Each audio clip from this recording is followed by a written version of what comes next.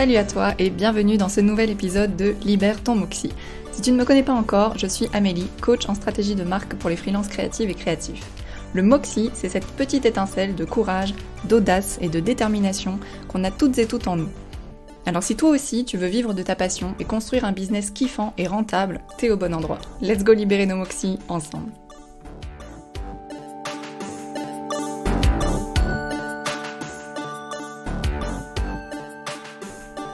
Hello les Moxies.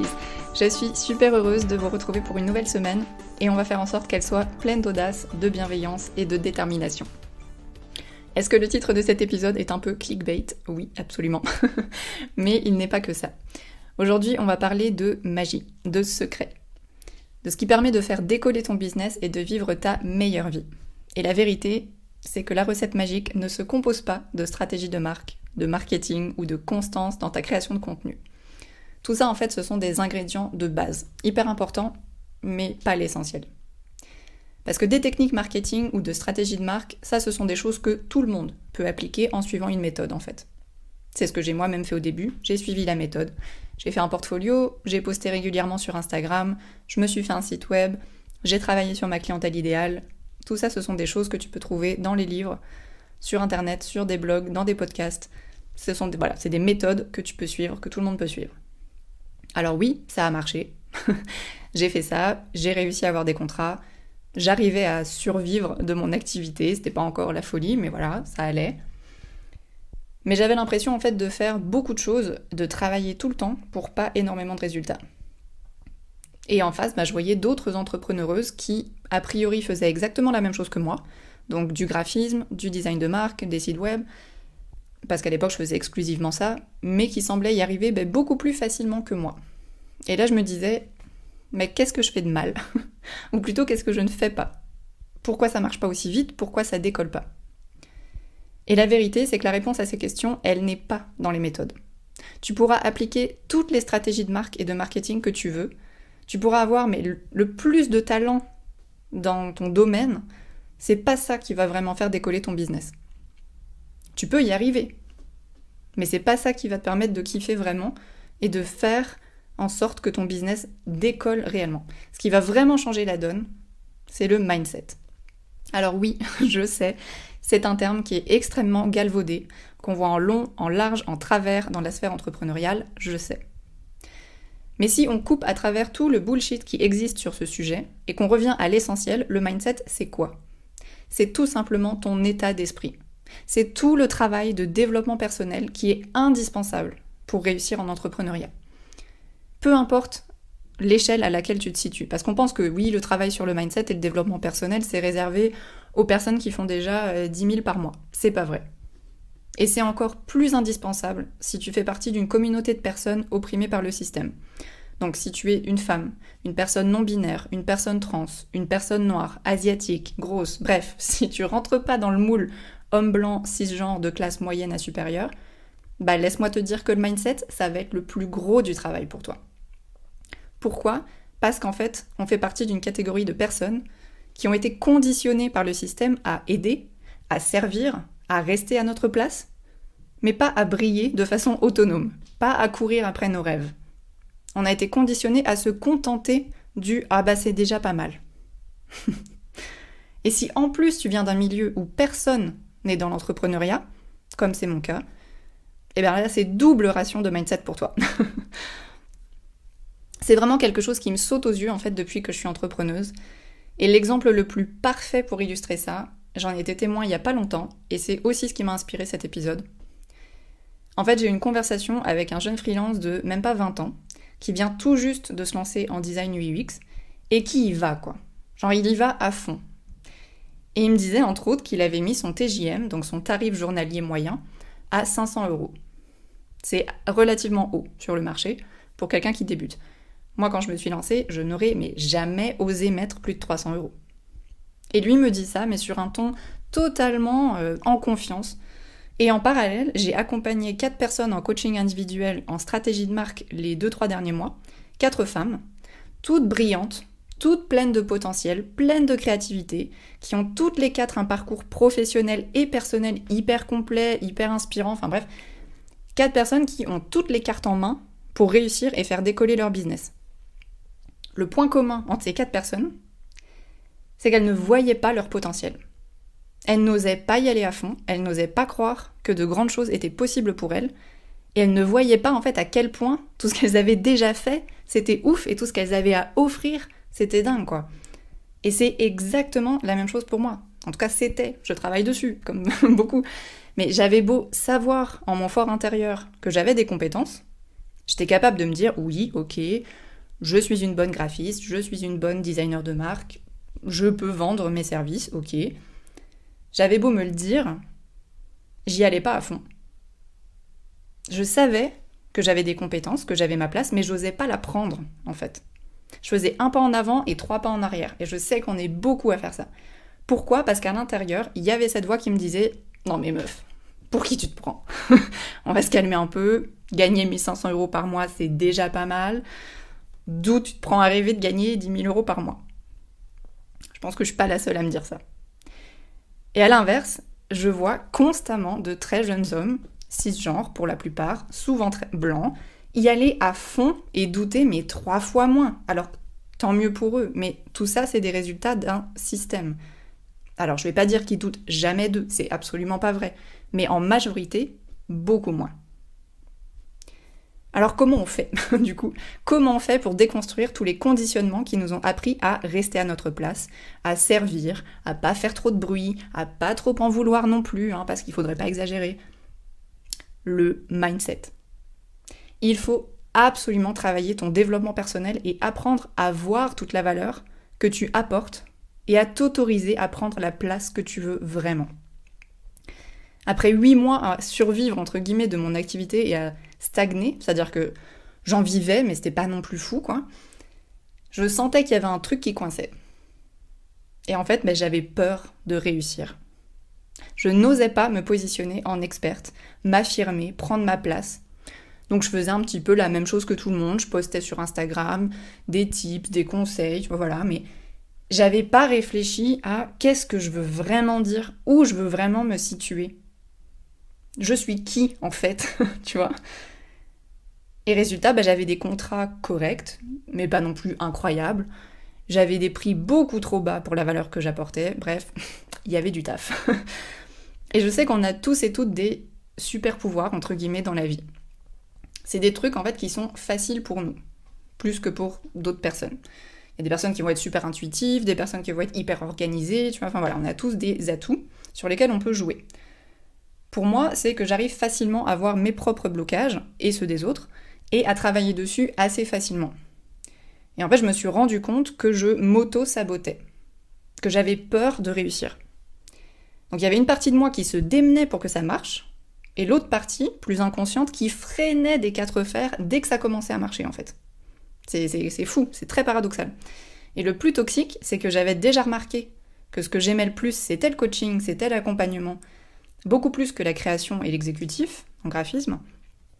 Et tout en sachant ça, pendant des mois, j'ai pas osé. J'ai continué à faire des missions de graphisme, de site internet, et à m'épuiser en fait dans des offres qui ne me convenaient qu'à moitié, parce qu'elles n'étaient pas basées sur mes atouts les plus puissants.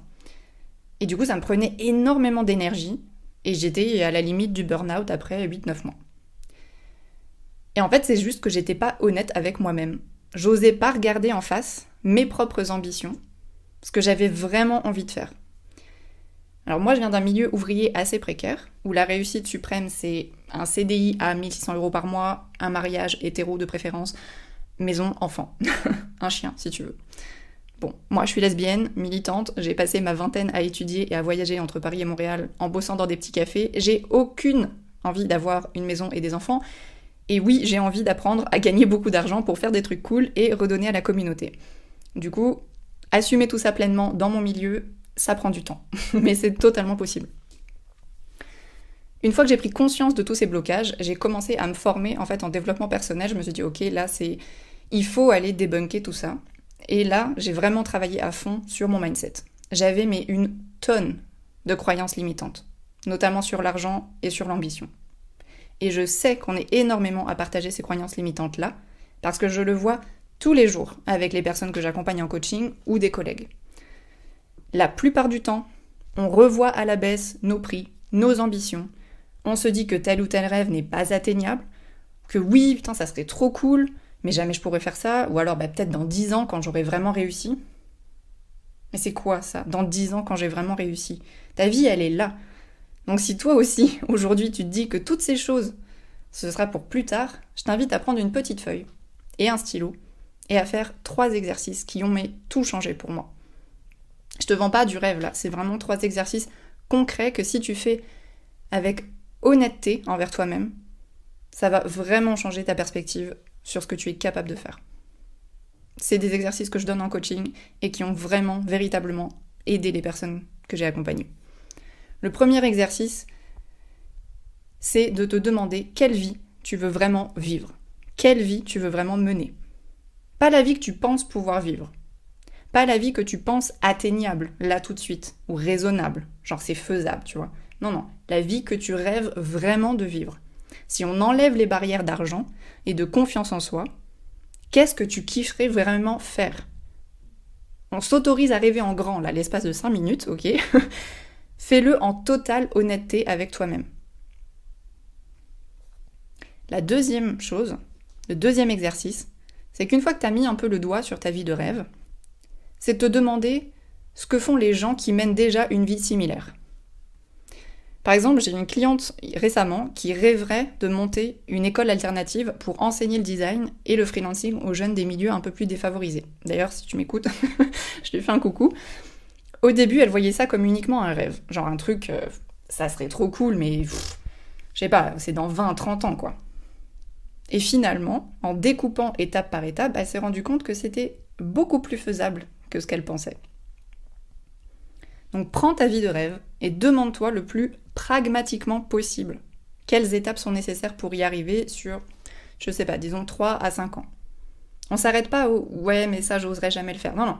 Tu restes analytique et tu restes dans la théorie, genre le plus honnêtement possible.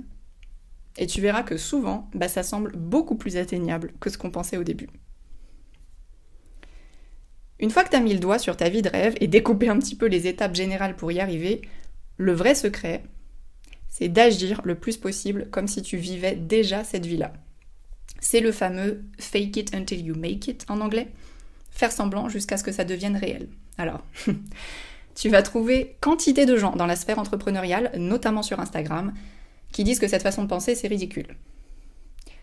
Au contraire, moi je pense que c'est une méthode fondamentale, parce qu'elle est tout simplement basée sur la psychologie humaine. On apprend par mimétisme. On s'améliore en essayant de faire des exercices d'un niveau plus haut que celui auquel on est actuellement. Si tu restes dans ta zone de confort, il n'y a rien qui va se passer. Mais surtout, jamais personne n'a réussi ce qu'elle voulait faire en pensant qu'elle ne serait pas capable de le faire, ok? C'est impossible. Pour réussir un projet, il faut y croire. Si tu essayes de vendre une offre d'identité visuelle à 2000 €, mais que toi-même, tu penses pas mériter de recevoir cette somme, tu penses pas y arriver à la vendre, tu y arriveras probablement jamais à la vendre. Tu vas convaincre personne. Je dis ça avec toute bienveillance, mais c'est très peu probable. Et c'est pas vrai qu'on se réveille un beau matin avec une confiance en soi de dingue juste parce qu'on l'a décidé. C'est un marathon. C'est se lever chaque matin, chaque jour, en se disant « Ok, là pour l'instant j'y crois moyen, mais on va faire comme si on y croyait, parce que je mérite cette vie dont je rêve, et on va faire comme si on y était déjà. » Là c'est difficile, mais à un moment, ça deviendra de plus en plus facile et de plus en plus naturel. C'est comme en sport. Si tu veux courir un marathon, mais que tu te lèves chaque matin en allant courir 10 minutes et en te disant « c'est mort, je vais jamais y arriver », laisse-moi te dire avec beaucoup de bienveillance encore une fois que ton marathon, t'es pas prêt de le courir. Le fake it until you make it, c'est tout simplement la base de l'apprentissage humain, en fait. Donc faut arrêter de voir des débats un petit peu là où il y en a pas, en fait. Bon, c'est juste mon avis. Mais c'est une méthode qui consiste tout simplement à te forcer un peu, à te faire confiance, même si c'est pas facile au début, et à te répéter chaque jour que, oui, je mérite de vivre cette vie-là, oui, je mérite ma vie de rêve, même si je la vois pas encore, c'est simplement entraîner ton cerveau jour après jour pour que ça devienne plus naturel. C'est comme un jardin, l'entrepreneuriat. Genre, tu plantes des petites graines, tu fais confiance dans le chemin, et dans quelques mois, dans quelques années, tu vas récolter les fruits. C'est aussi exactement la même méthode que beaucoup de personnes utilisent pour combattre l'anxiété généralisée. C'est se forcer à affronter des situations très désagréables pour les désamorcer et se rendre compte que ah ok, je suis capable de faire ça, je suis pas mort, genre ça va. Et c'est ça en fait, et de fil en aiguille, ça fait de moins en moins peur. C'est la même chose. C'est la même chose pour les stories facecam. Si tu commences jamais, si t'as peur de faire une story en facecam et que tu te lances jamais juste parce que t'as peur, t'es pas prêt d'y arriver en fait. Alors que si tu essayes, même si là c'est pas trop agréable, mais que tu dis ok, je vais quand même le faire, allez go, et tu verras que dans quelques semaines, dans quelques mois, ça fait plus aussi peur. Et après t'es à l'aise. C'est juste le b.a-ba de la psychologie humaine. Donc, après je tiens aussi à dire que c'est totalement ok d'avoir des jours où t'y crois pas, hein, on n'est pas des machines. Mais si tu fais les choses en y croyant à moitié, c'est évident que ça va fonctionner à moitié. Se faire confiance, ça s'apprend. Mais on a une seule vie, et perso, je préfère me réveiller dans 20 ans en me disant que j'ai tout tenté, que j'y suis allée à fond, plutôt que de me dire « Ah ouais, c'est con, j'aurais dû essayer ». Alors c'est un peu bateau, hein, je sais qu'on voit ça partout, on n'a qu'une vie, la vie est courte, mais en fait c'est juste vrai. On a les moyens de faire mieux, souvent, que la situation dans laquelle on est actuellement. Si t'as un rêve, mais vas-y quoi. Donc voilà, c'est les 3 exercices que j'avais envie de te partager dans ce 8e épisode de podcast. Personnellement, ils ont vraiment changé ma vie et ma façon de vivre mon aventure entrepreneuriale. Si j'avais pas fait ces exercices et d'autres, j'aurais jamais osé en fait me dire en fait ce que je kiffe, c'est vraiment d'accompagner les gens en coaching, c'est de bosser sur tout ce qui est stratégie de marque, mais qui mêle le développement personnel et le mindset, parce que je considère qu'en auto-entrepreneuriat, c'est du 50-50, voire du 60% mindset, 40% stratégie et marketing. Mais voilà, si j'avais pas fait tout ça, j'aurais jamais osé, j'aurais continué à me dire ok, c'est déjà pas si mal ce que je fais. Là, on veut pas du c'est déjà pas si mal, on veut du kiff, on veut vraiment se donner la chance de réussir, non ? Bon, voilà, c'est tout ce que j'ai à dire aujourd'hui. Donc c'est très difficile de le faire seul, parce qu'on manque souvent de recul. Moi-même, j'ai décidé de rejoindre un mastermind à la rentrée pour continuer à dégommer mes croyances limitantes avec d'autres entrepreneuses ambitieuses qui se donnent le droit de prendre leur place. Donc, si toi, tu as envie de travailler sur ça avec moi, sache que mon coaching individuel de 2 heures réservé aux créatifs est toujours au prix de 247 €. Il va augmenter un petit peu à l'automne. Mais donc voilà, c'est le moment si tu veux attaquer la rentrée avec un mindset en béton et avec moi. Tu trouveras tous les liens nécessaires pour prendre contact dans les notes de l'épisode et la page de vente. Il ne me reste plus qu'à te souhaiter une excellente semaine pleine d'audace et de moxie. Ciao.